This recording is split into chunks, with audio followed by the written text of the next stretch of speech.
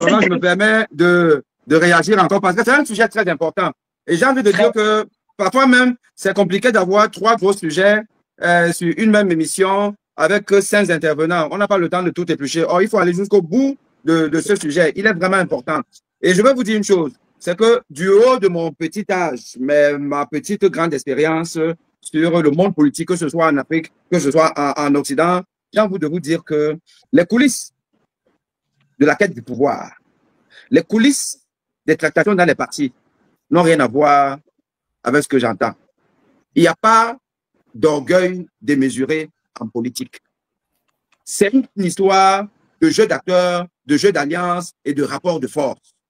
Et vous ne pouvez ne pas tenir compte de quelque chose qui est fondamental, qui est que le vote au Cameroun, il est identitaire, il est communautaire, que vous le vouliez ou pas. Moi, j'entends les commentaires là, bon, le MSC, c'est l'idéologie. Écoutez, la politique en Afrique ne peut pas être celle en Occident. En Occident, les gens votent parce qu'ils croient à un projet politique. Au Cameroun, je suis désolé, le projet politique, c'est le vide. Ça, il faut en tenir compte.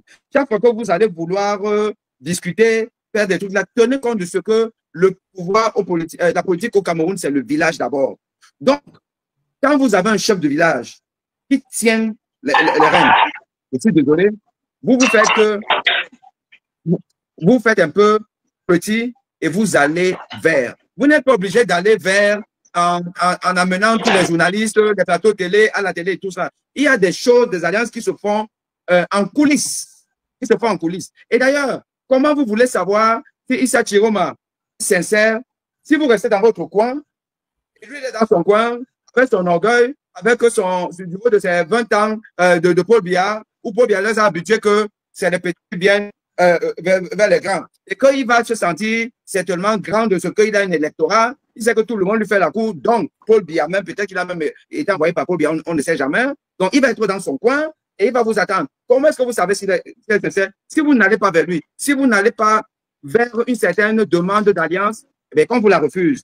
Il faut qu'on se souvienne que l'immense majorité des Camerounais aspirent au changement. Il faudrait donc que les dirigeants de chaque parti politique, individuellement, fassent d'abord leur mieux, leur aggiornamento, ensuite comprennent la nécessité de construire des passerelles pour que les uns aillent vers les autres, afin que nous puissions mettre ensemble effectivement une dynamique et que nous puissions trouver éventuellement un seul candidat que nous présenterions contre le président du RDPC. Aujourd'hui, nous savons tous que Kaba Dibi, ce n'est pas un opposant, mais un proposant. Comment nous le savons? Mais c'est parce qu'il y a eu des tentatives de rapprochement et c'est lui qui a toujours fui les rendez-vous. Voilà comment on en est arrivé à savoir que c'est un proposant. Comment on saura que Issa Chiroma est juste un proposant, un farfelu, qui ne fait rien? Mais si on ne va pas vers lui, pour lui dire que bon, en fait, tu as démissionné, tu dis que maintenant, tu es pour la base, tu es pour le peuple. Bon, c'est quoi ton projet? On fait comment? Nous devons aussi avec lui. Peut-être qu'il va venir, mais s'il ne vient pas, je suis désolé, le MFC doit le faire. Et je pense qu'aucun de nous n'est vraiment dans le cerveau de M. Kanto, dans peut-être le directoire. Mais ces émissions servent aussi à ce que les gens nous écoutent. Donc même le directoire nous écoute. Et qu'ils prennent les avis des uns des autres et se disent que bon oui, qu'est-ce que je fais? Moi, je suis un partisan pour la réelle politique. Et l'orgueil, moi je mets ça de côté. Honnêtement, nous avons plus d'orgueil et tout dit.